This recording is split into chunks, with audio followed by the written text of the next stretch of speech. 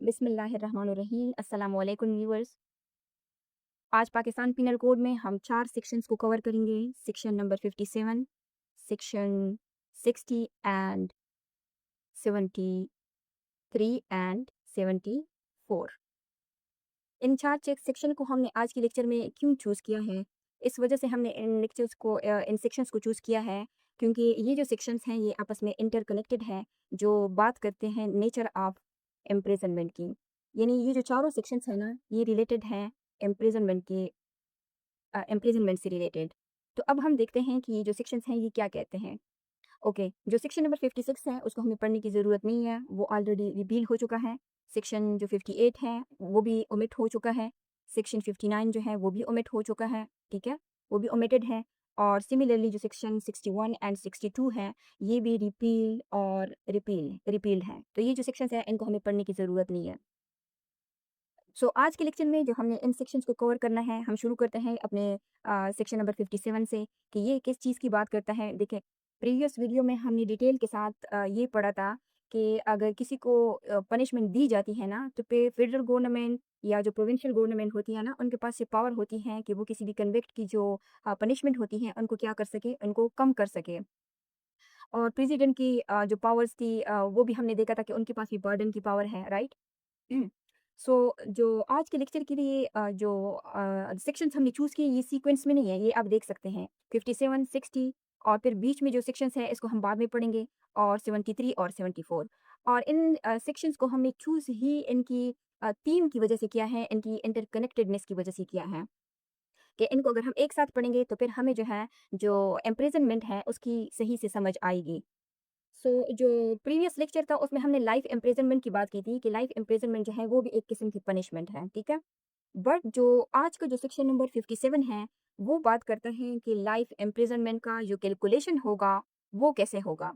और फिर उसके बाद जो सेक्शन नंबर 60 है वो बात करता है टाइप्स ऑफ पनिशमेंट की, जिसमें आता है रिग्रेस और सिंपल पनिशमेंट। और फिर उसके बाद जो सेक्शन नंबर 73 और 74 है, ये बात करता है सोलेटरी कन्फाइनमेंट की, यानी जो कैद तन्हाई होती है। और अगर किसी को कैद तन्हाई यानी सोलेटरी कन्फाइनमेंट मिल जाती है, ठीक है, ये भी तो पनिशमेंट का एक काइंड है, ठीक है? तो फिर उसके ऊपर अगर कोई लिमिटेशन है या नहीं है, तो जो वो हमें बताता है सेक्शन नंबर 74। तो अब हम बाकायदा तौर पर अपना जो सेक्शन नंबर 57 है उसको स्टार्ट करते हैं कि सेक्शन नंबर 57 क्या कहता है। सेक्शन नंबर जो 57 है वो बात करता है friction of terms of punishment. Okay, ये पनिशमेंट की बात हो रही है, ठीक है?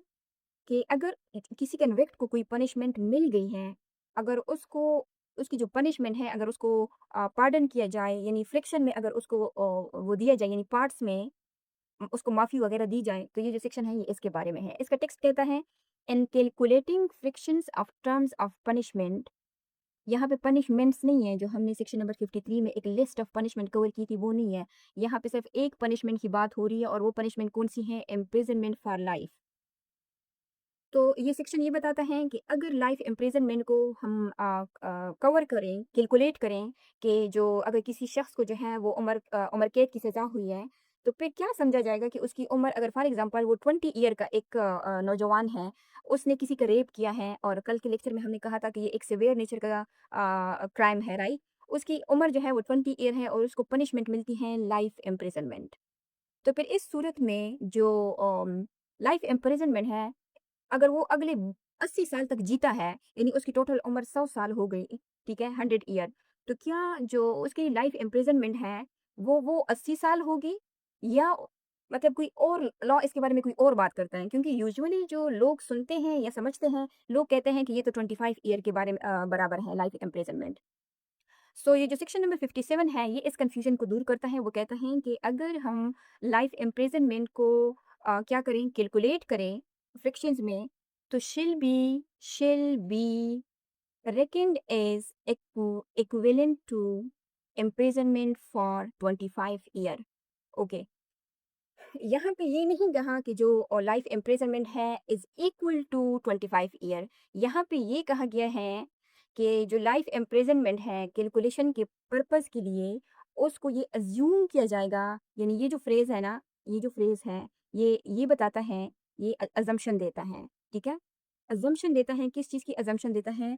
ये कहता है कि वो जो लाइफ़ इम्प्रिज़नमेंट है, वो तसव्वुर होगी, यानी इक्वल टू 25 इयर्स। बस इस बल्कि इसका मतलब ये हरगिज़ नहीं है कि अगर किसी एक शख़्स को जो है उम्र कैद की सज़ा सुनाई गई है, तो फिर वो 25 साल बाद रिहा होगा, नहीं। वो जब तक ज़िंदा रहेगा, ठीक है? उसकी सज़ा लाइफ़ इम्प्रिज़नमेंट से मुराद यही है कि वो जब तक ज़िंदा रहेगा वो कैद में ही रहेगा।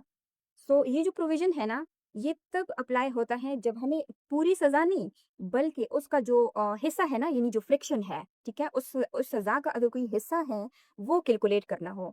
फॉर एग्ज़ाम्पल प्रीवियस वीडियो में हमने बात की थी रिविज़न की, ठीक है? कि अगर उसको कोई गुड बिहेवियर की वजह से उसकी सज़ा में कोई कमी आती है, ठीक है? फॉर एग्ज़ाम्पल 1/3 या 1/2 ठीक है? अ, ये 1/3 या 1/2 क्या उसकी जो टी टोटल सेंटेंस है, ठीक है? फॉर एग्ज़ाम्पल अगर एक शख़्स को जो है 25 ईयर की पनिशमेंट मिली है और उसको रिविज़न मिलती है 1/5 की, ठीक है? कि उसकी जो टोटल सज़ा है उसका जो 1 पार्ट है वो उसको रिविज़न मिलेगा, तो फिर इस 25 ईयर की बजाय क्या होगा कि वो 20 साल जो है वो कैद में गुज़ारेगा। 20 साल बाद वो फिर रिहा हो सकता है। सो ये बात करता है, यानी लॉ क्या करता है कि ये लॉ को फ्रिक्शन में काम करने के लिए एक क्या चाहिए, एक फिक्स्ड न्यूमेरिकल बेस्ड चाहिए होता है, ठीक है? अदरवाइज तो देखिए ये एक एम्बिग्विटी क्रिएट करता कि लाइफ इम्प्रिजनमेंट से हर शख्स की जो नेचर ऑफ पनिशमेंट है, हर शख्स की जो लाइफ है, किसी को क्या पता कि वो कितनी देर तक जिंदा रहेगा, तो ठीक है? तो ये फिर कंफ्यूजन क्रिएट होती है, तो इस वजह से लॉ को एक न्यूमेरिकल बेस चाहिए था, जिसके लिए ये सेक्शन जो है ये दिया गया है। और यहाँ पे जो बता रहा है ना ये फ्रेज रिकन इज इक्विवेलेंट, तो ये क्या है, ये एक्चुअल रियलिटी नहीं है, ठीक है? ये एक अजम्पशन है, यानी एक लीगल फिक्शन है। ओके, उसके बाद जो नेक्स्ट सेक्शन है वो है सेक्शन नंबर 58, जो ऑलरेडी हमने कहा कि ओमिट हो चुका है। सेक्शन नंबर 59 ये भी ओमिट हो चुका है। ओके, यहाँ पे एक बात और भी समझिए ज़रूरी है कि सेक्शन नंबर 56 की जब हमने बात की, तो हमने कहा कि ये रिपील हो चुका है, और जो सेक्शन नंबर 58 और 59 है ये क्या हो चुके हैं, ये ओमिट हो चुके हैं। तो रिपील और अमेजिंग से जो ओमिटेड है इसमें असल में फ़र्क क्या है? जो रिपील है ना, इसको उर्दू में कहते हैं मनसूख करना, यानी जब बाकायदा तौर पर किसी लॉ को, यानी किसी प्रोविजन को, जो लेजिस्लेचर होती है ना, ये लेजिस्लेचर इसको ख़त्म करती है। अगर लेजिस्लेचर ये कंसिडर करे कि जो एग्जिस्टिंग, यानी अगर कोई पुराना कानून है, जैसे इस सूरत में आप ये देख सकते हैं कि ये यूरोपियन और अमेरिकन से रिलेटेड था, और ये जो लेजिस्लेचर है पाकिस्तान की, उन्होंने ये कंसिडर किया कि अब जो है ये हमारे साथ रिलेवेंट नहीं है, ज़रूरी नहीं है, तो फिर वो क्या करती हैं कि वो उस पुराने कानून को बिल्कुल ख़त्म कर देती हैं, ठीक है? उसको बिल्कुल ख़त्म कर देती हैं। और जो ओमिटेड है, ओमिट ओमिट को उर्दू में कहते हैं हज़फ़ करना। यानी इसका मतलब ये है कि कोई लॉ या उसका कोई जो प्रोविज़न है, कोई ये कंप्लीट लॉ भी हो सकता है, उसका कोई प्रोविज़न भी हो सकता है। जैसे ये टोटल पीपीसी है ना, और उसमें ये देखिए ये उसके कुछ पार्ट्स हैं, प्रोविज़न्स हैं, जिनको ओमिट और रिपील किया गया है। तो पूरा लॉ भी ओमिट हो सकता है, और उसमें से कोई पर्टिकुलर जो प्रोविज़न है वो भी हो सकता है। सो ओमिट का मतलब ये होता है कि कोई लॉ या उसका कोई पार्ट जो है वो निकाल देना। और अक्सर ये उस वक़्त होता है जब जब जो लॉ की बुक्स होती हैं ना, उनको दोबारा लिखना हो, या उनको कोई दोबारा तरतीब दिए जाना हो, यानी उनकी अगर री-इनेक्टमेंट हो रही हो ना, तो फिर उस वक़्त अगर वो ये समझें कि कोई ख़ास जो पर्टिकुलर प्रोविज़न है, वो ये समझते हैं कि अब ये गैर ज़रूरी है, रिलेवेंट नहीं है, तो फिर वो जो न्यू इनेक्टमेंट होती है ना, उसमें से फिर उसको क्या कर देते हैं, उसको फिर ओमिट कर देते हैं। तो देखें ये जो 54 था, ये रिलेटेड था sentence to transportation how dealt with until transported, और transportation instead of imprisonment. Okay, तो ये उन प्रिजनर के हवाले से बात हो रही थी, इन सेक्शंस में रेलिवेंट थे, जिनको ब्रिटिश एरा में किसी एक जगह से किसी दूसरी जजीरे में जो है वो मुंतकिल कर दिया जाता था। तो लाजमी बात है ये फिर हमारे केस में तो ये रिलेवेंट नहीं था, तो 1972 में फिर ये क्या था, इसको ओमिट कर दिया गया था, और ये भी 1972 के ऑर्डिनेंस में ओमिट हो चुका है। ओके, सो उसके बाद है हमारे पास सेक्शन नंबर 60। जो सेक्शन नंबर 60 है वो बात करता है सेंटेंस में be in certain cases of imprisonment Holi और पार्टली रिगरस और सिंपल। सो ये जो सेक्शन नंबर 60 है ये हमें बताता है यानी टाइप्स ऑफ इम्प्रिजनमेंट की, ठीक है? कितने किस्म की इम्प्रिजनमेंट है, 2 टाइप्स की, एक है रिगरस इम्प्रिजनमेंट और दूसरी है सिंपल इम्प्रिजनमेंट। ओके, सो ये बात करता है कि in every case in which an offender is punishable with imprisonment which may be of either description। इसका ये मतलब है कि कुछ ऑफेंसेस में जो लॉ है वो ये अलाउ करता है कि इम्प्रिजनमेंट क्या हो, वो रिग्रेस हो, और कुछ केसेस में जो लॉ है वो ये अलाउ करता है इधर इधर डिस्क्रिप्शन, ठीक है, कि वो जो पनिशमेंट हो वो क्या हो, वो सिंपल हो। यानी हर ऑफेंस में ये ऑप्शन नहीं होता, सिर्फ उनमें जहाँ पे जो लॉ है यानी जो स्टिट्यूट्स है ना, वो जब क्या करे, अलाउ करे। उसके बाद कहता है कि it shall be competent to the court which sentences such offenders. Okay, so ये जो फ्रेज है ये बताता है, यानी यहाँ पे बात हो रही है shall be competent. Competent means ये अथॉरिटी की बात हो रही है। किसकी अथॉरिटी की बात हो रही है? कोर्ट की अथॉरिटी की बात हो रही है। यानी कोर्ट के पास ये डिस्क्रिशन है कि वो डिसाइड करे कि किस कन्विक्ट को जो है रिगरस पनिशमेंट देनी है, इम्प्रिजनमेंट देनी है, और किस को जो है सिंपल इम्प्रिजनमेंट देनी है। ठीक है, तो ये कोर्ट की क्या है, डिस्क्रिशन है और अथॉरिटी है। उसके बाद ये बताता है कि to direct in the sentence, इसका ये मतलब है यानी जज को एक्सप्लिसिटली अपनी जो जजमेंट होती है ना, उसमें मेंशन करना होता है। जब जब कोई जज जो है वो अपनी जो जजमेंट जब वो लिखता है ना, तो कहते हैं कि उस जजमेंट में जज को क्या करना चाहिए, एक्सप्लिसिटली ये मेंशन करना चाहिए कि ये इन दोनों में से कौन सी जो पनिशमेंट है वो उस कन्विक्ट को देगा। अगर जज मेंशन नहीं करता तो फिर ये क्या है, ऑफ कोर्स ये एम्बिग्विटी क्रिएट करता है। ठीक है, उसके बाद है that such imprisonment shall B Holi regret, और ओके यहाँ तक इसको देखते हैं। यानी इसका ये मतलब है कि पूरी जो सजा है ना वो क्या मेंशन करेगा, कि जो इम्प्रिजनमेंट वो दे रहा है वो क्या होगी, शिल बी होली रिग्रेस, वो क्या होगी, वो कंप्लीटली रिग्रेस होगी। या और दैट सच इम्प्रिजनमेंट, यानी वो जो इम्प्रिजनमेंट उसको दे रहा है जज किसी कन्विक्ट को, शिल बी होली सिंपल, या वो क्या होगी, वो होली सिंपल होगी।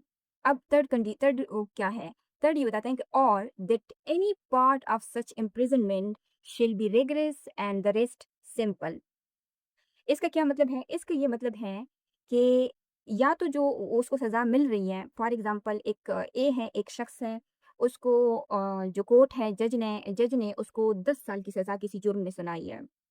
अब जज ने अपनी जजमेंट में ये लिखा है कि ये जो इम्प्रिज़नमेंट है, ये क्या है, रिगरस इम्प्रिज़नमेंट है।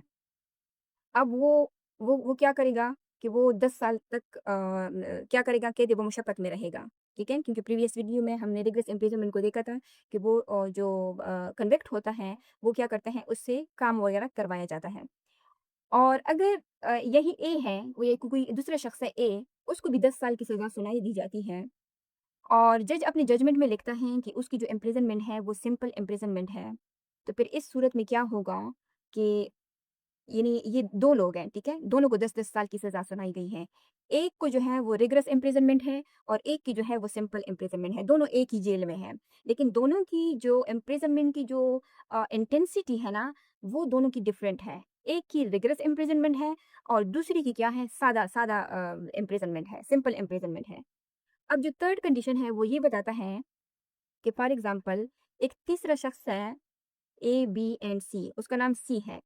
उसको भी किसी एक क्राइम में 10 साल की सज़ा सुनाई गई है, और वो क्या है, वो mix of rigorous imprisonment plus simple imprisonment है। ये बताया है ना कि that any part of such imprisonment shall B rigorous, यहाँ पे यूज़ हुआ है एंड, यानी rigorous plus the rest simple. यानी वो क्या हो सकती हैं कि फॉर एग्ज़ाम्पल आप ये समझें कि इसको 10 साल की सज़ा जो है वो सुनाई गई है।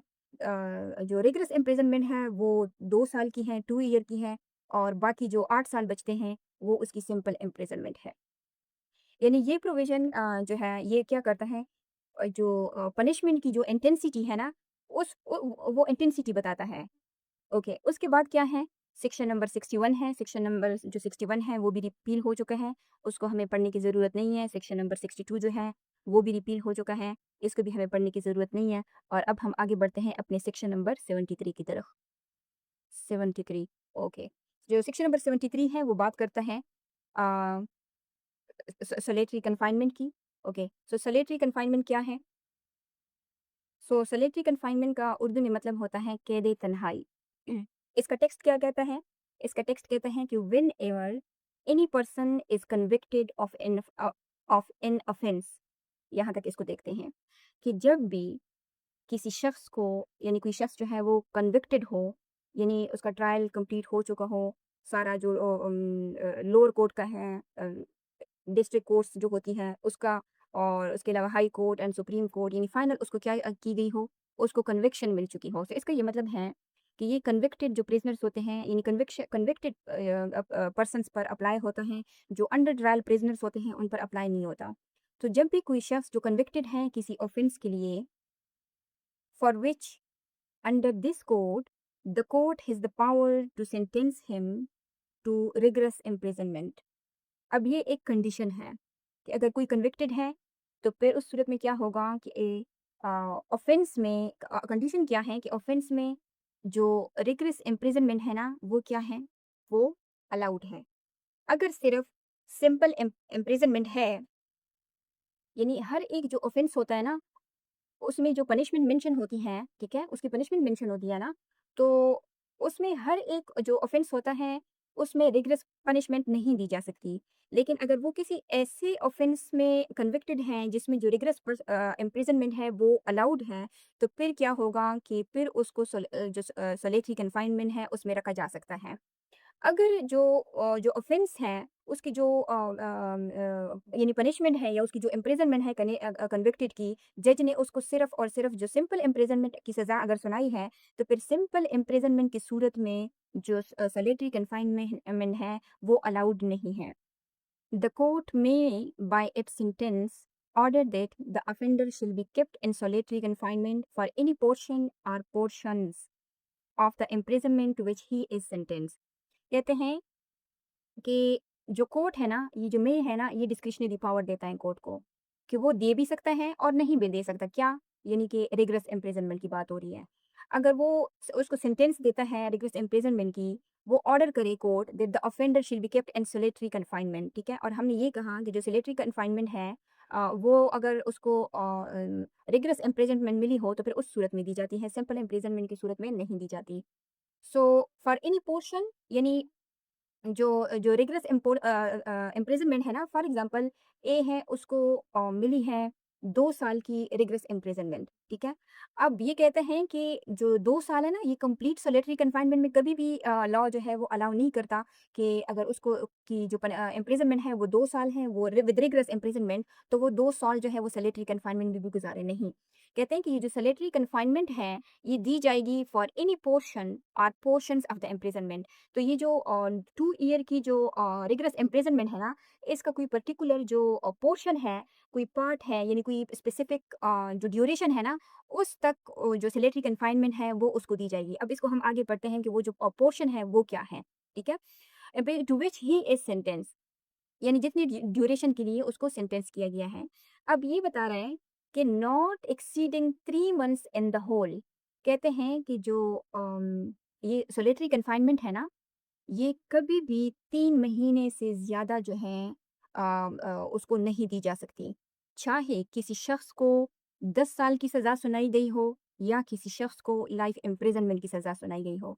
लेकिन कानून ये कहता है कि जो सॉलिटरी कन्फाइनमेंट है, not exceeding 3 months in the whole according to the following scale. अब ये उन्होंने क्या दिया है, एक स्केल दिया है नीचे कि स्केल क्या होगा, किस तरीके कार से जो सॉलिटरी कन्फाइनमेंट है वो दी जाएगी। दैट इज टू से अ time not exceeding 1 month if the term of imprisonment shall not exceed 6 months. Okay, ये बताता है कि अगर कोई जो पनिशमेंट है किसी को ना 6 मंथ्स की जो उसकी टोटल जो पनिशमेंट है वो 6 मंथ्स की है या 6 मंथ से कम है, क्योंकि यहाँ पे लिखा हुआ है ना नॉट एक्सीडिंग। तो अगर कोई इम्प्रिजनमेंट है वो क्या है, वो इक्वल टू या लेस देन 6 मंथ्स है ना, तो फिर इस सूरत में उसको जो सॉलिटरी कन्फाइनमेंट मिलेगी वो क्या होगी, वो यहाँ पे बताया गया है कि वो नॉट एक्सीडिंग 1 मंथ, यानी ज़्यादा से ज़्यादा जो मैक्सिमम वो क्या होगी, वो मैक्सिमम 1 मंथ की सॉलिटरी कन्फाइनमेंट उसको दी जाएगी। ओके। यानी यहाँ पे जो स्केल है ना, ये इसका मतलब है कि जो जजेस के पास यहाँ पे जो मे की डिस्क्रिशनरी पावर है वो दे तो सकते हैं, लेकिन ये जो स्केल है ना, ये लॉ का एक फिक्स्ड फार्मूला बताता है नीचे। फिर आगे क्या कहते हैं कि a time not exceeding 2 months if the term of imprisonment shall exceed 6 months. Okay. अगर जो इम्प्रिजनमेंट है वो क्या करे, वो इक्वल सॉरी एक्सीड करे वो 6 मंथ्स के, यानी ये सॉलिटरी कन्फाइनमेंट की बात हो रही है। ये जो सेकंड कंडीशन है उसमें हम बात करें कि जो सॉलिटरी कन्फाइनमेंट है इस केस में कितनी होगी, वो होगी ये 2 मंथ्स की। सॉलिटरी कन्फाइनमेंट्स 2 मंथ्स की होगी मैक्सिमम। किस केस में? अगर वो जो इम्प्रिजनमेंट है वो क्या हो, वो if the term of imprisonment शिल एक्सीड 6 मंथ्स, वो मोर देन क्या हो, 6 मंथ्स हो। और उसके बाद है कि एंड शिल नॉट एक्सीड 1 ईयर, यानी वो क्या हो, इक्वल टू या वो क्या हो, लेस देन क्या हो, 1 ईयर। तो इस सूरत में पे क्या होगा, उसकी जो मैक्सिमम सॉलिटरी कन्फाइनमेंट होगी वो 2 मंथ्स की होगी। अब एक तीसरी जो कंडीशंस है वो भी है यहाँ पर। A time not exceeding 3 months if the term of imprisonment shall exceed 1 year। ये बताता है कि इस केस में जो सॉलिटरी कन्फाइनमेंट होगी वो क्या होगी, शिल नॉट एक्सीड 3 मंथ्स, यानी 3 मंथ से ज़्यादा तो किसी सूरत में दी नहीं जा सकती। ये मैक्सिमम जो है पनिशमेंट सॉलिटरी कन्फाइनमेंट कितनी है, 3 मंथ्स की है। और किस सूरत में, अगर ये जो इम्प्रिजनमेंट है ये क्या हो, if the term of imprisonment शिल एक्सीड 1 ईयर, अगर किसी की जो सज़ा है ना, रिगरस इम्प्रिजनमेंट की बात हो रही है, वो 1 साल से क्या हो, यानी ग्रेटर देन 1 ईयर हो, 1 साल से ज़्यादा हो, 1 ईयर। ओके। यानी कि अगर मोर देन 1 ईयर की बात हो रही है ना, तो अगर किसी को 3 ईयर रिगरस इम्प्रिजनमेंट मिली है ना, तो उसकी जो सॉलिटरी कन्फाइनमेंट है वो कितनी होगी, वो 3 मंथ्स होगी।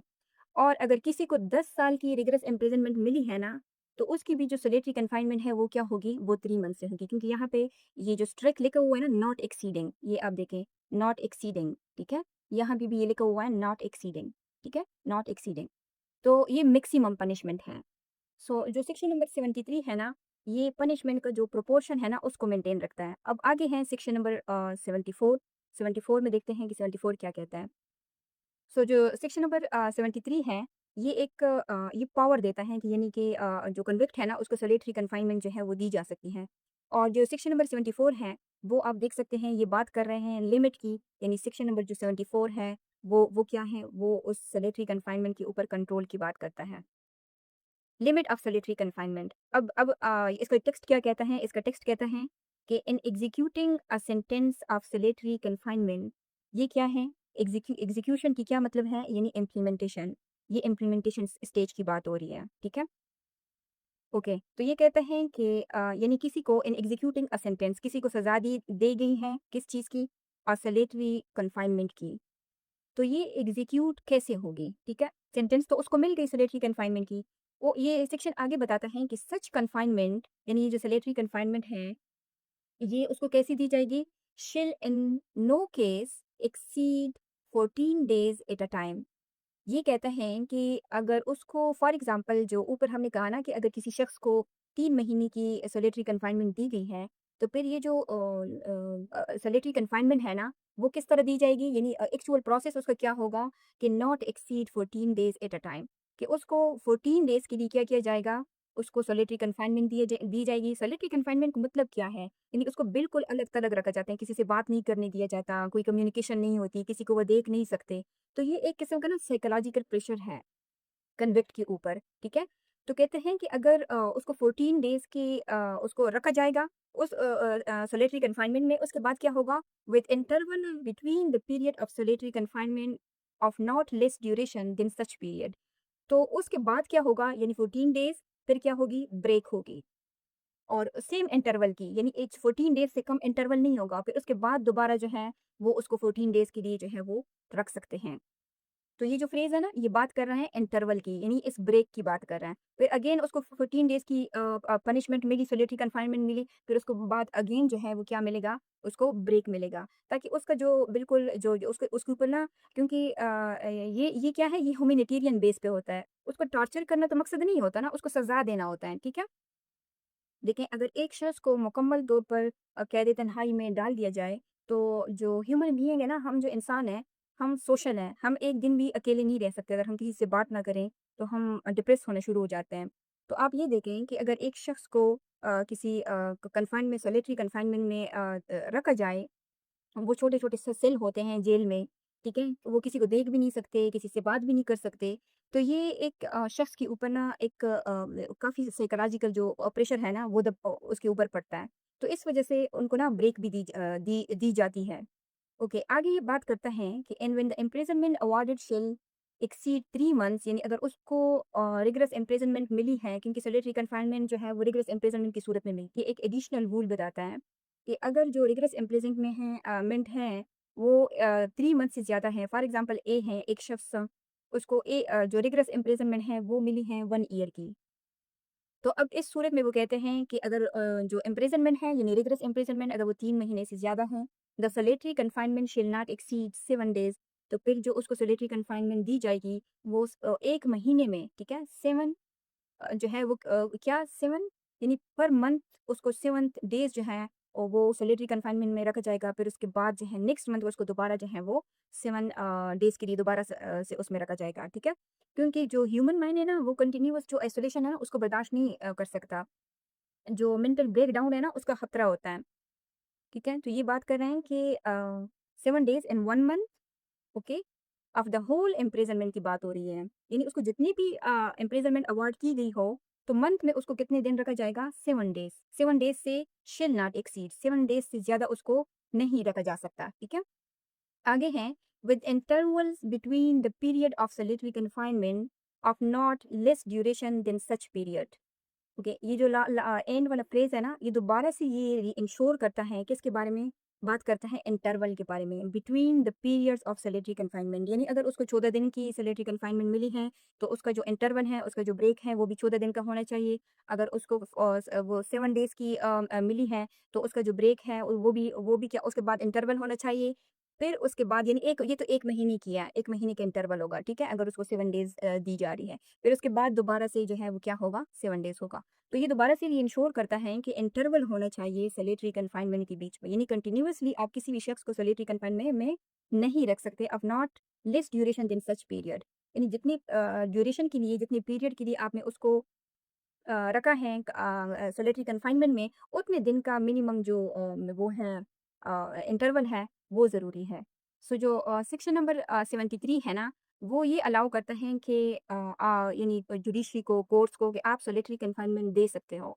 और जो सेक्शन नंबर 74 है ना, वो कहते हैं कि वो ये कहता है कि जो सॉलिटरी कन्फाइनमेंट है, वो इस हद तक नहीं होनी चाहिए कि आप किसी इंसान को तोड़ दो, ठीक है?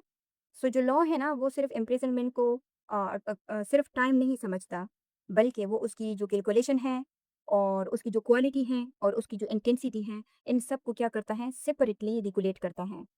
ये आप कुछ इमेजेस देख सकते हैं, ये पाकिस्तान की एक जेल की तस्वीर है। और जो जेल होती है ना, एक जेल के अंदर बहुत सारे जो हैं बैरेक्स होते हैं, ठीक है? वो डिवाइड होते हैं nature of the regarding to the nature of the offences, ठीक है? यानी जो सीवियर क्राइम्स के जो ऑफेंडर्स होते हैं, उनको सेम बैरेक्स में रखा जाता है, जो जुवेनाइल हैं उनको सेम में रखा जाता है, ठीक है? तो ये जो पिक्चर है ना, ये एक बैरेक है, ठीक है? ये सीमेंट की एक वो बेड की तरह जगह बनी होती है, तो ये जो है काफ़ी ओवर क्राउडेड होते हैं यहाँ पे, यानी यहाँ पर भी लोग होते हैं, बीच में इसके ऊपर भी लोग होते हैं, ठीक है? और उसके साथ-साथ ये इमेज भी आप देख सकते हैं, ये जो अभी रिसेंटली जो इमरान खान हैं, हमारे जो फॉर्मर प्राइम मिनिस्टर थे, ये उनका सेल है जहाँ पे उनको रखा गया है, ठीक है? और उसके साथ-साथ ये जो इमेज है, ये आप देख सकते हैं, जो हमने सॉलिटरी कन्फाइनमेंट की बात की, ये उसको प्रेज़ेंट करता है कि किस तरह एक छोटे से सेल में किसी इंसान को, जहाँ उसको किसी से बात करने की भी इजाज़त नहीं होती, वो कुछ देख भी नहीं सकता, उसको अकेले रखा जाता है। तो ये जो इमेजेस हैं, ये just for the educational purposes हैं, ताकि आपके माइंड में जो जेल का या सेल्स का जो कांसेप्ट्स हैं वो क्लियर हो जाए। ओके, अब हम ऐसा करते हैं कि जो सेक्शन हमने 4 पढ़े, उनकी जो रिलेवेंसी है ना, वो हम ये देखते हैं कि उसकी जो रिलेवेंसी है, वो दूसरे कौन से लॉज़ के साथ है। तो ये चैप्टर हैं ये सीआरपीसी है, ठीक है? सीआरपीसी और उसका चैप्टर नंबर है ये 26 जो बात करता है आफ्टर जजमेंट के बारे में। तो जो पीपीसी है, जिसमें आज हमने 4 सेक्शन पढ़े, वो क्या है? वो एक सब्स्टेंटिव लॉ है, हमें एक वो बताता है यानी पनिशमेंट्स के बारे में हमें बताता है। उसके बाद जो सीआरपीसी है ना, वो हमें जो पीपीसी है, उसको फ़ॉलो कैसे किया जाएगा, वो सारा जो प्रोसीजर है, वो हमें क्रिमिनल प्रोसीजर जो कोड है ना, ये जो कोड है, ये हमें बताता है। लेकिन आज के जो हमारे 4 सेक्शंस थे, उनके साथ जो चैप्टर रिलेवेंट है, वो 26 हैं। और जो सीआरपीसी का जो सेक्शन उन 4 सेक्शंस के साथ रिलेवेंट है, वो है सेक्शन नंबर 367 और वो किस तरह रिलेवेंट हैं कि ये बात करते हैं language of judgment, contents of judgment. तो सिंपली मैं आपको ये बता दूँ कि सेक्शन नंबर जो 367 है, उसकी जो रिलेवेंसी है, वो हमारे आज के लेक्चर के साथ इस तरह है कि ये बताता है कि it shall specify the offence यानी ये प्रोसीजर बताता है, ठीक है? तो किसको प्रोसीजर बताता है? यानी कोर्ट को बताता है ना कि क्योंकि जजमेंट जो है वो कौन देता है? जजमेंट जो पास होती हैं जिसके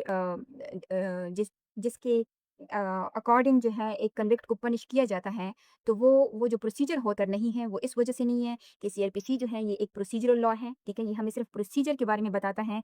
ये जो पनिशमेंट है ना, ये क्या है कि इसको डायरेक्टली ये एक ऐसा कांसेप्ट है कि जिसको डायरेक्टली अंडरस्टूड करना चाहिए क्योंकि जो ये जो टाइप्स ऑफ पनिशमेंट हैं, ये हमें जो हमारा जो पाकिस्तान पिनल कोड है, वो ऑलरेडी बता चुका है, ठीक है? जिसको हमने अभी लेक्चर में कवर कर लिया और जो प्रोसीजर है वो हमें पनिशमेंट बताता है, ठीक है? क्योंकि ये भी तो पनिशमेंट की वो है ना, काइंड्स है ना, ठीक है? तो ये जो सेक्शन है ये आज के हमारे लेक्चर का लेक्चर के साथ जो है लिंक लिंक है और ये सीआरपीसी का जो सेक्शन नंबर 367 है।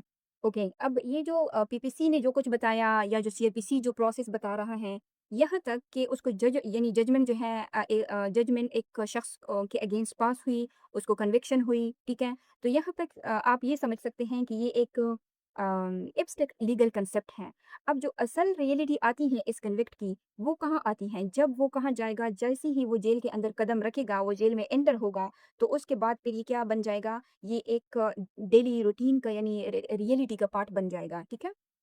अब जेल के अंदर जो प्रोसेस होगा, जो लॉ फ़ॉलो किए जाएँगे, जो रूल्स फ़ॉलो किए जाएँगे, वो कौन-से किए जाएँगे? वो हैं पाकिस्तान प्रिज़न रूल्स 1978।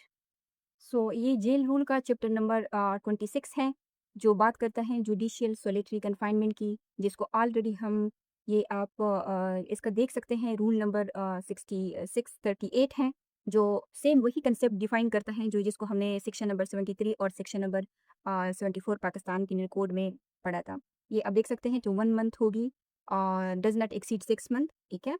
और 2 मंथ्स की होगी और फिर 3 मंथ्स की होगी, ठीक है? तो ये वही सेम कांसेप्ट जो है सॉलिटरी कन्फाइनमेंट का उसको वो वही बताता है और इसके साथ-साथ इसमें ये जो सेक्शन नंबर 73 एंड 74 का जो रेफरेंस है पाकिस्तान पिनल कोड का, ये भी दिए गए हैं। ये section number 73 Pakistan penal code है जो सॉलिटरी कन्फाइनमेंट के बारे में बात करता है, इसको ऑलरेडी हम कवर कर चुके हैं और सिमिलरली ये सेक्शन नंबर 74 है, जो लिमिट की बात करता है सॉलिटरी कन्फाइनमेंट की, इसको भी हम ऑलरेडी कवर कर चुके हैं। तो हम बार-बार एक ज़िक्र करते हैं अपने लेक्चर में कि जो लॉ हम स्टडी कर रहे हैं वो कोई एक सेक्शन अगर हम पढ़ रहे हैं, तो इसका ये मतलब नहीं है कि हमने एक सेक्शन पढ़ लिया और बात खत्म हो गई। क्योंकि पाकिस्तान पीनल कोड जो है वो एक मेन लॉ है, ठीक है? जो हमें सब्सटेंस के बारे में बताता है, फिर उसके बाद वो उसका प्रोसेस कैसे होना है, वो अदर जो लॉज़ है ना उसमें बताया गया है। तो ये जो सारे जो सेक्शंस हैं, सारा जो लॉ है पाकिस्तान का, ये सारा क्या है आपस में इंटरकनेक्टेड है।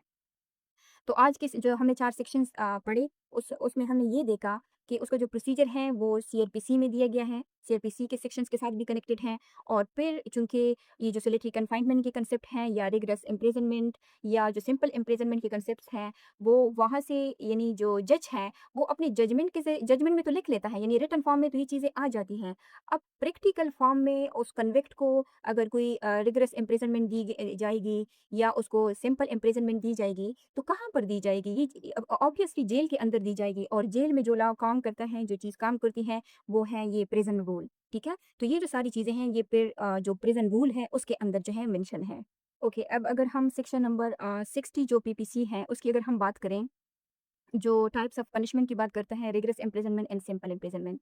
तो ये जो प्रिज़न रूल है, इसका जो चैप्टर नंबर 11 है, ये बात करता है सिंपल इम्प्रिजनमेंट प्रिज़नर, ठीक है? वहाँ तो सिर्फ सज़ा की बात हो गई है ना कि दी जा सकती है।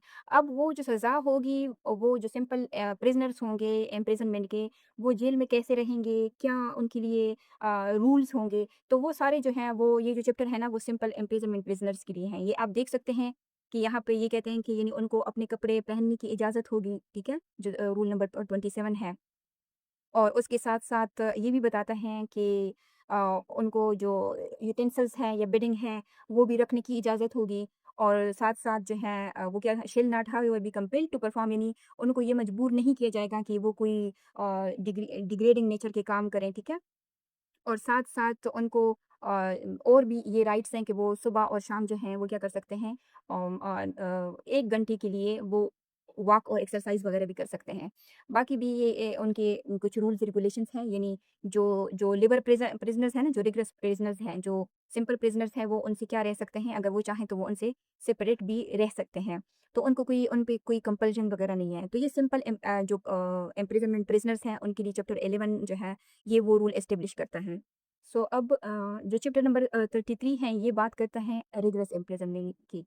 जहाँ चैप्टर नंबर जो 11 था वो बात कर रहा था सिंपल इम्प्रिजनमेंट की, ये बात करता है रिगरस इम्प्रिजनमेंट की। यानी ये जो चैप्टर है ना ये नो फोर्स लेबर की, नो कंपल्सरी लेबर की बात करता है। जबकि जो चैप्टर नंबर 3 है ये क्या करता है ये कंपल्सरी लेबर की बात करता है। क्यों? क्योंकि इस कंडीशन में जो कन्विक्ट हैं उनको कौन-सी पनिशमेंट मिली है? रिगरस इम्प्रिजनमेंट मिली है। सो ये चैप्टर जो है ये आप डिटेल में देख सकते हैं। ये इसके जो सारे रूल्स हैं इम्प्रिजनमेंट और जो सिंपल इम्प्रिजनमेंट का जो डिस्टिंक्शन क्रिएट किया ना अ, किया था वो यहाँ एक स्ट्रक्चर ऑपरेशनल सिस्टम में कन्वर्ट होता है। सो इसलिए कहा जाता है कि पीपीसी पनिशमेंट जो है वो क्या करता है डिफाइन करता है और लेकिन जो ये जो प्रिजन रूल है ना ये क्या करता है उसे यानी लाइव बना देता है यानी जिंदा बना देता है क्योंकि ये ही वो रूल्स हैं जो उसको क्या करते हैं उसको इम्प्लीमेंट करते हैं। तो ये जो पूरा जो चैप्टर नंबर 33 है ये क्या है? ये रिग्रेस इम्प्रिजनमेंट से रिलेटेड है। तो आप इसको डिटेल में जो है आप देख सकते हैं। सो ये है रूल नंबर 853 तक। ये जो चैप्टर नंबर 33 है जो रिग्रेस इम्प्रिजनमेंट से रिलेटेड है। यहाँ पे एक जो इम्पोर्टेंट चीज़ है वो मेरे ज़हन में आई, मैं आपको बता दूँ कि जो सॉलिटरी कन्फाइनमेंट की जो प्रिज़नर्स होते हैं ना, उनको कहाँ रखा जाता है? उनको सेल में रखा जाता है। और ये जो रूल नंबर 624 है, ये हमें इस एक्सप्लिसिटली ये बताता है कि सेल जो है वो किन-किन मकासद के लिए, किन-किन पर्पसेज़ के लिए जो है वो यूज़ होगा। यानी सेल जो है, वो क्या हो सकता है कि वो जुडिशियल सॉलिटरी कन्फाइनमेंट के लिए भी यूज़ हो सकता है और वो जो है प्रिज़न डिसिप्लिन के लिए भी यूज़ हो सकता है क्योंकि ऐसा होता है ना कि जो एक पिक्चर मैंने आपको दिखाई बैरेक्स में क्योंकि वहाँ पे तो जो पाकिस्तानी जेल्स हैं वो ज़्यादातर ओवर क्राउडेड है। तो उसमें बहुत सारे लोग रहते थे, वहाँ पे पार्टीज़ बन जाती हैं, लोग लड़ाइयाँ झगड़े करते हैं, तो फिर एक-दूसरे को वो कभी-कभी ज़ख्मी भी कर देते हैं, ठीक है? तो फिर उनको क्या करना पड़ता है डिसिप्लिन के लिए भी कभी-कभी अगर कोई लड़ाई हो जाती है ना, तो फिर उनको सेल में डाल दिया जाता है। और दूसरा जो है ये आप यहाँ पे देख सकते हैं ये मेडिकल ऑब्जर्वेशन है, अगर किसी को खुदा ना खास्ता कोई बीमारी है, तो उसमें भी या उनको क्या किया जाता है क्वारंटीन कर दिया जाता है। और इसके अलावा जो कुछ कुछ जो प्रिज़नर्स होते हैं वो काफ़ी डेंजरस होते हैं। तो जो डेंजरस प्रिज़नर्स होते हैं उनको भी आइसोलेट कर दिया जाता है। हत्ता कि जो डेथ सेंटेंस के जो प्रिज़नर्स हैं ना, उनके लिए भी ये जो सेल होता है ये क्या होता है, ये यूज़ होता है। यानी इसका मतलब ये है कि बेसिकली जो सेल है ना, सेल क्या है? ये एक इंफ्रास्ट्रक्चर है, क्योंकि वो एक छोटा-सा रूम होता है, आपने जो पिक्चर है, वो उसकी देख ली। सो ये बेसिकली एक इंफ्रास्ट्रक्चर है, यानी पनिशमेंट नहीं है। सो इसलिए जो रूल 6 ये ऊपर का जो रूल है ना 622 ओके। सो ये क्लैरिफाई करता है कि अगर किसी प्रिज़नर को सेल में रखा गया है, लेकिन वो क्या है, वो पनिशमेंट जो है पनिशमेंट के तौर पर नहीं है, तो उसे बाकी चीज़ों में नॉर्मल प्रिज़नर जैसे क्या किया जाएगा, ट्रीट किया जाएगा। तो ये जो चैप्टर है, चैप्टर नंबर 25 ये प्रिज़नर एंड सेल से रिलेटेड है, ठीक है?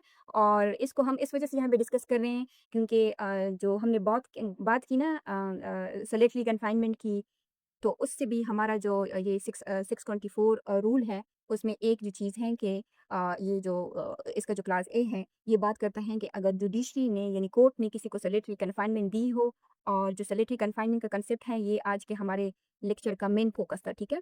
तो इस वजह से इस ये जो रूल्स हैं, इसको भी हमने डिस्कस कर लिया। ये जो सेल्स और प्रिज़नर से रिलेटेड हैं और इसको डिस्कस करना इस वजह से भी ज़रूरी था क्योंकि आज हमने जो सेक्शन नंबर 73 पढ़ा, वो सॉलिटरी कन्फाइनमेंट की बात करता है और जो सॉलिटरी कन्फाइनमेंट है वो सिर्फ़ एक ही सूरत में दे दी जा सकती है और वो है सेल, ठीक है? और वो आप देख रहे हो जो रूल नंबर 624 है उसमें बताया गया है। सो ये हमें ये बताता है कि सेल जो है वो एक मीडियम है, ठीक है? सॉलिटरी कन्फाइनमेंट का, यानी एक स्पेसिफ़िक पनिशमेंट है, ठीक है? कि उनको सेल में रखा जाता है। सो ये इस चैप्टर का जो ये चैप्टर नंबर 25 है, राइट? प्रिज़न रूल का। इसका जो रूल नंबर 625 से लेकर 628 तक के जो रूल्स हैं ना, ये हमें ये बताते हैं, ये क्या प्रोवाइड करते हैं, ये सेफगार्ड जो है ना, वो इंट्रोड्यूस्ड करते हैं। बिना रिटन ऑर्डर के किसी को भी सेल में नहीं डाला जा सकता और अगर किसी को सेल में डाला जाता है तो उसके ऊपर क्या होगी कांस्टेंट सुपरविजन होगी क्योंकि देखें हमने ये कहा कि जो सेल होता है वो बहुत छोटा-सा कमरा होता है जहाँ पे आपको बात करने की भी इजाज़त नहीं होती, कुछ देखने की भी इजाज़त नहीं होती। तो फिर लोगों में एक साइकोलॉजिकल प्रेशर डेवलप होता है। तो अक्सर लोग क्या करते हैं कि वो सुसाइड की अटेम्प्ट भी करते हैं। और अगर किसी को सेल में रखा जाता है तो फिर सुसाइड प्रिवेंशन मेजर जो है ना, वो भी देखे जाते हैं। सो ये सेफगार्ड्स ये इंश्योर करते हैं कि जो एडमिनिस्ट्रेटिव पावर्स है ना, वो मिसयूज़ ना हो। यानी लॉ ने जेल अथॉरिटी को जो पावर दी है, पावर तो दी है, लेकिन उसे टाइटली रेगुलेट भी किया जाए। अब ये जो चैप्टर नंबर जो 26 है इसका प्रिज़न रूल का इसके बाद जो चैप्टर है, ये तो हमने ऑलरेडी इसको कवर कर लिया है, हमने देख लिया है कि ये जो पर्टिकुलरली जो हमारे सेक्शन नंबर 3 एंड 74 है पाकिस्तान पिनल कोड के, उनको क्या करता है, उनको ऑपरेशनलाइज़ करता है। ये जो सेक्शन नंबर 638 है, यानी ये उसकी मैक्सिमम लिमिट्स की को डिफाइन करता है, जिसको ऑलरेडी हम आज के लेक्चर में कवर कर चुके हैं। ओके, अब ये जो चैप्टर नंबर 26 है प्रिज़न रूल का, उसका जो रूल नंबर 640 है ना, ये जो सैलेटरी कन्फाइनमेंट है, उसकी एग्ज़ीक्यूशन के बारे में बात करता है। सो ये जो रूल है ये बताता है कि किसी भी प्रिज़नर को अगर सॉलिटरी कन्फाइनमेंट जो है वो दी जा रही हो तो उससे पहले और उसके दौरान क्या होगा यानी अगर उसको सेल में रखा गया हो तो फिर उसकी जो सुपरविज़न है ना वो इंतहाई ज़रूरी है। अगर कन्फाइनमेंट जो है वो किसी प्रिज़नर के लिए हार्मफुल है, नुकसानदेह है, तो फिर उसको डायरेक्ट उस कन्फाइनमेंट को क्या किया जाए, उसको डायरेक्ट रोक दिया जाए। यानी जो पनिशमेंट है ना, उसका जो एग्ज़ीक्यूशन है वो सिर्फ लीगल नहीं, बल्कि ये आप देख सकते हैं यहाँ पे क्या है कि मेडिकल ऑफिसर का भी ज़िक्र है कि वो मेडिकल और जो ह्यूमैनिटेरियन ओवरसाइट है ना, उसके साथ होता है। यानी ये जो पॉइंट है ना जो उसमें बताया गया है रूल 640 में, ये बात करता है डिग्निटी प्रिंसिपल की और ये हमारे हमारे जो कॉन्स्टिट्यूशन का डिग्निटी, ये जो हमारा कॉन्स्टिट्यूशन का जो आर्टिकल नंबर 14 है, वो भी बात करता है किसकी? डिग्निटी की। यानी जो पनिशमेंट्स है ना, वो डिग्रेडिंग या इनह्यूमन हरगिज़ नहीं होनी चाहिए। ओके, अब ये जो हमारा सेक्शन नंबर 57 है ना, इसमें जो फ्रिक्शन की बात हुई है कि अगर किसी को फॉर एग्ज़ाम्पल लाइफ इम्प्रिज़नमेंट दी गई है और उसको अगर रिमिशन देनी हो ना, तो फिर ये जो रिमिशन का कांसेप्ट है ना, इसको अगर हम जेल रूल्स के साथ लिंक करें कि कौन से जो रूल्स हैं प्रिज़न रूल के कौन से रूल्स जो हैं, वो रिमिशन के कांसेप्ट के साथ जो है वो लिंक है, तो फिर उसमें हमारे पास प्रिज़न रूल का आता है चैप्टर नंबर 8 और ये प्रिज़न रूल का चैप्टर नंबर 8 है जो बात करता है रिमिशन सिस्टम के बारे में। ये जो रूल नंबर 198 है ये जो हमारा सेक्शन नंबर 57 है उसके साथ डायरेक्टली लिंक है और जो सेक्शन नंबर 60 है पाकिस्तान पिनल कोड के साथ उसके साथ इनडायरेक्टली लिंक है।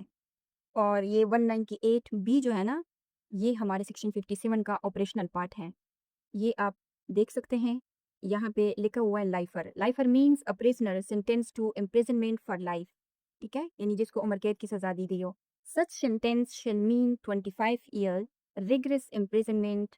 ओके, सो ये जो सेम कांसेप्ट है 25 ईयर्स का, ये हमने जो हमारा पाकिस्तान पिनल कोड का सेक्शन नंबर 57 है, उसमें भी हमने देखा। यानी जो सेक्शन नंबर 57 है ना, वो एक नंबर देता है, ठीक है?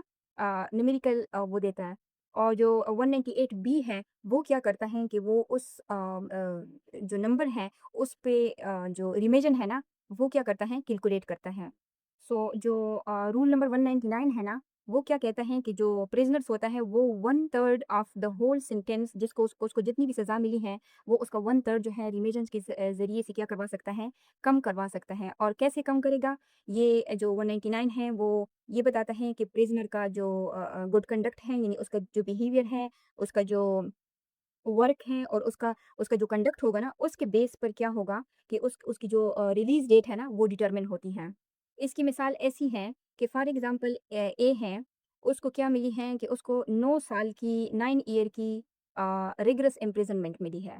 अब हमने कहा कि जो हमने नहीं कहा, लॉ ये कह रहा है कि जो इम्प्रिज़नमेंट है, जो प्रिज़नर है, वो 1/3 तक क्या कर सकता है, रिमिजेंस के ज़रिए से रिड्यूस कर सकता है। अब अगर उसकी टोटल जो इम्प्रिज़नमेंट है वो 9 ईयर है और उसका जो गुड कंडक्ट है, उसका बिहेवियर अच्छा है, वो काम सही से करता है, तो फिर उसकी बुनियाद पर अगर उसको रिमिजन मिलती है और वो क्या होगी, ये जो रूल है ये बता रहा है 1/3 के बारे में। तो अगर उसको 1/3 ऑफ टोटल सेंटेंस, ये टोटल सेंटेंस है ना, ऑफ द होल सेंटेंस, तो ये क्या होगी 9 ईयर। तो इसकी जो जो पनिशमेंट होगी वो कितनी हो जाएगी? सो 1/3 जो है वो कितना बनता है 9 का? वो 3 ईयर बनता है ना? तो इसका मतलब है कि ए जो है वो 6 साल 3 साल अपने रिड्यूस करवा के 6 ईयर्स में वो क्या कर सकता है कि वो रिहा हो सकता है। सो अब ये जो रूल नंबर 204 है ना, ये बताता है कि स्केल ऑफ ऑर्डिनरी रिमेजेंस, यानी अगर आप 1 महीने में 2 दिन आपका आपका जो कंडक्ट है ना, महीने में आपके गुड कंडक्ट की वजह से महीने में आपको 2 दिन की रिमिशन मिलती है। और अगर आप वर्क करते हैं, लेबर करते हैं, तो फिर 1 महीने में आपके 3 दिन की जो रिमिशन्स है ना, वो मिल जाती है। सो ये जो सेक्शन नंबर सॉरी जो रूल नंबर 26 216 है, वो बात करता है स्पेशल रिमिशन्स की, कि स्पेशल रिमिशन्स जो हैं वो कौन दे सकता है, कि ये जो है ये वो अथॉरिटीज़ हैं जो दे सकती हैं, और ये उनका जो है वो क्या है, ड्यूरेशन है कि वो उनके पास कितनी पावर है।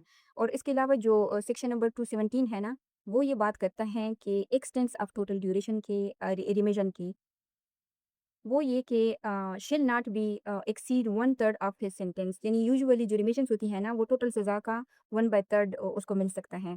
लेकिन उसमें ये कंडीशन है कि कुछ स्पेशल सर्कमस्टांसेस में जो गवर्नमेंट्स होती है ना, वो अगर वो चाहें तो उसको रिमिशन जो है वो यानी मज़ीद जो है वो क्या कर सकती हैं, एक्सटेंड उसको कर सकती है।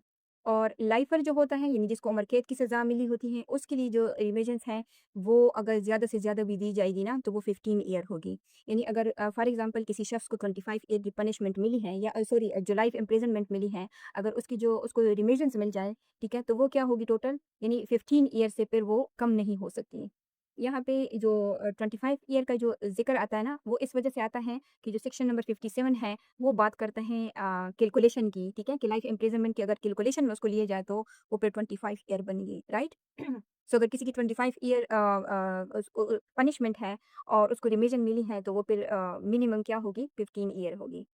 सो ये आज का हमारा लेक्चर था जो सेक्शन नंबर 57, 60, 73 एंड 74 पे कंसिस्ट करता है। सो इसको अगर हम सिंपली एक सेंटेंस पे अगर हम इसको समझें, समराइज़ करें, तो ये चूँकि हम पाकिस्तान पिनल कोड पढ़ रहे हैं, राइट? पाकिस्तान पिनल कोड के सेक्शंस हैं। तो पाकिस्तान पिनल कोड जो है वो बिना सीआरपीसी के वो क्या है, वो एक थ्योरेटिकल कोड बन जाता है, क्योंकि सीआरपीसी हमें फाइनली क्या देता है, एक प्रोसीजर बताता है। और जो सीआरपीसी है, जो अभी हमने जो वो डिस्कस किया, जो प्रिज़न रूल देगा, क्योंकि ये जो सेक्शंस है ना, ये प्रिज़न से रिलेटेड है। तो जो सीआरपीसी है, वो प्रिज़न रूल के बिना क्या है, ये सिर्फ़ एक प्रोसीजरल शेल रह जाता है, क्योंकि असल जो इम्प्लीमेंटेशन है, वो कहाँ होती है? वो प्रिज़न में होती है ना, जेल में होती है।